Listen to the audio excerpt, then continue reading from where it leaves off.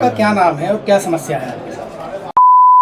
अग्रवाल है। मेरे साथ समस्या ये है कि जितने भी मेरे ससुराल वाले हैं, मेरे father in law, mother in law, husband, मेरी नंदे, सब मेरे साथ बहुत मिसबिहेव करते हैं। 4 साल से ज़्यादा हो गए हैं मेरी शादी को और झगड़े शुरू से ही चल रहे हैं। 3 साल से घर में रोज़ काफ़ी बार मीटिंग हो चुकी है। घर वाले हर बार समझा के सुलझा के जाते हैं और हर बार चीज़ें होती जा रही है। अब 4 साल से ज़्यादा हो गए। अब इन्होंने करीब 6 महीने पहले अपने आप बिना मुझे बताए सडनली डाइवोर्स डाल दिया, जबकि मैं इनके घर में इनके साथ रह रही हूँ। मुझे फ़ोटो भेजी गई कि डाइवोर्स डल गया। मेरे पूरे घर परिवार में फ़ोटो भेज दी कि हमने डाइवोर्स डाल दिया है। उसमें लिखवाया है मैं यहाँ रहती नहीं हूँ। मुझे साल भर से ज़्यादा हो गया, मैं जा चुकी हूँ अपने घर पे, बल्कि मैं यहाँ इनके साथ इसी घर में रहती हूँ।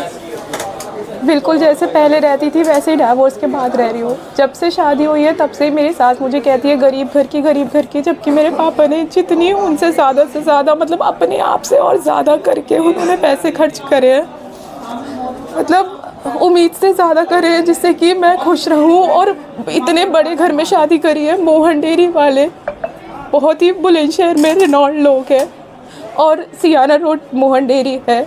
मेरे फादर इन लोग का नाम मिस्टर ब्रिजमोहन अग्रवाल है और वो मेरे साथ बहुत ज़्यादा मिसबिहेव करते हैं। मेरे हस्बैंड का नाम सूर्यांश अग्रवाल है। वो खड़े होकर देखते रहते हैं जब पापा जी मारते हैं, गालियाँ देते हैं। कल भी उन्होंने बहुत गाली दी, पहले बहुत गालियाँ दिया, मारा भी है। सूर्यांश जी वहीं खड़े रहते हैं। सूर्यांश जी का भी शुरू से ऐसे ही बहुत मिसबिहेव रहा है। कमरे में भी उन्होंने कमरे में मुझे काफ़ी बार मारा करा, लेकिन फैमिली का यही कहना था घर बचा रहे। मुझे भी यही लगता था। 1 साल बाद मेरी बेटी हो गई, 3 साल की मेरी बच्ची है ताशवी अग्रवाल। तो मुझे लगता था कि नहीं, चीज़ें ठीक हो जाए। आज भी मैं नहीं चाहती मेरा ये सब हो, लेकिन इतनी चीज़ें एक्सट्रीम हो चुकी है। कल मेरी नंदे घर आई हुई है, 2 नंदे मेरी घर पर है। मेरी बीच वाली नंद पे पंखुरी अग्रवाल ने कल मुझे गाली भी दी और मारा भी। जब मेरे फादर इन लोगों ने भी उस पर ना सुन के गालियाँ दी और हस्बैंड ने भी ना सुनते हुए मुझे ही गलत बोला, तब जा कर के मैंने ये एक्शन आज लिया है कि मुझसे कल मैंने पुलिस को भी 112 नंबर पे भी कॉल करके बुलाया था, क्योंकि अब मुझसे नहीं हो रहा। मैं इस घर में रह रही हूँ। उन्होंने मेरी अपने आप 10 दिन पहले रसोई अलग कर दी, ना उसमें राशन कुछ, बस मैं रह रही हूँ। मुझे रहना इसलिए क्योंकि मुझे अपनी बेटी का फ्यूचर, अपने बारे में सब चीज़ मुझे सोचनी है। लेकिन ये लोग बहुत ज़्यादा मुझे मेंटली डिस्टर्ब कर रहे हैं। पिछले 1 महीने से मेरी दवाई भी चल रही है, क्योंकि मुझे इतना मेंटली टॉर्चर किए जा रहे हैं कंटिन्यूसली।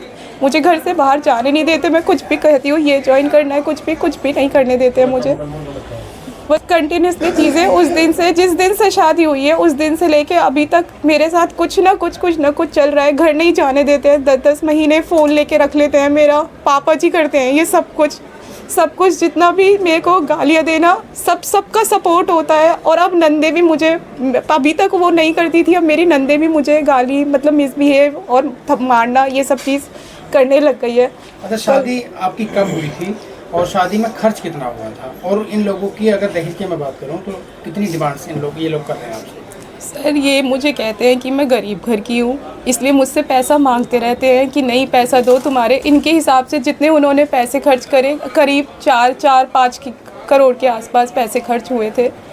उस टाइम पे मेरे डिमांड भी ऐसे ही करते रहते हैं कि मतलब हमें रिजॉर्ट बनाना है, हमें पैसे दो, हमें 5 करोड़ के आसपास। मतलब जैसे बेटी हुई तब पैसे मांगे। बेटी हुई तो इन्होंने कहा बेटी क्यों हुई है, क्योंकि मेरे घर में मेरी तीनों नंदों के पास बेटियां हैं, मेरे पास भी बेटी हुई, तो मतलब नहीं, मतलब बेटा चाहिए और बेटी क्यों हुई है। और अब ये सब चीज़ें कंटिन्यूसली चल रही हैं। पैसे मांगते हैं मुझसे कि इतने पैसे लेकर आओ, इतने पैसे लेकर आओ। पापा ऑलरेडी जितना ज़्यादा से ज़्यादा हो सकता था वो खर्चा उसमें कर चुके हैं। और फिर भी मेरी दिवाली आई, कोई भी फेस्टिवल आया, उन्होंने अपने आप से ज़्यादा मुझे खर्च करा है, ये मैं जानती हूँ। मतलब मेरी बहन भी है, मेरा भाई भी है, लेकिन ज़्यादा से ज़्यादा खर्च किया है। और आज की डेट में मैं यहाँ बैठी हुई हूँ, आपको यहाँ ये वो दे रही हूँ, क्योंकि खर्च करने के बावजूद भी उन्हें उस चीज़ से सेटिस्फेक्शन नहीं है।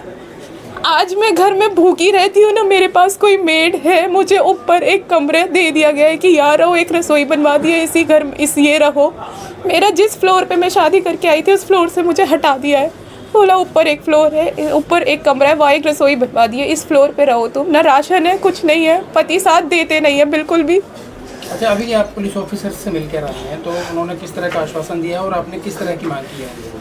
मैंने कोई मांग नहीं करी, मैंने सिर्फ ये कहा है, मेरे को एक तो डाइवोर्स का पता नहीं था जब इन्होंने डाइवोर्स डाल दिया। मैं इस घर में रहती हूँ, मेरा सारा स्त्री धन इनके पास रखा हुआ है, इन्होंने उसमें लिखवाया है कि स्त्री धन मेरे पास है। मैं जा चुकी हूँ हापुड़, सब स्त्री धन अपना सारा सामान लेके, मेरा एक एक कपड़ा, एक एक स्त्री धन, सब सामान इनके पास है। इन्होंने मुझसे छीन लिया, मेरे भाई की शादी में भी नहीं दिया और लॉकर में रखा हुआ है। सर ने मुझसे ये कहा है कि मैं हूँ, मतलब हम देखते हैं कैसे क्या चीज़ होगी और हम लोग हैं, आपको घबराने की ज़रूरत नहीं है।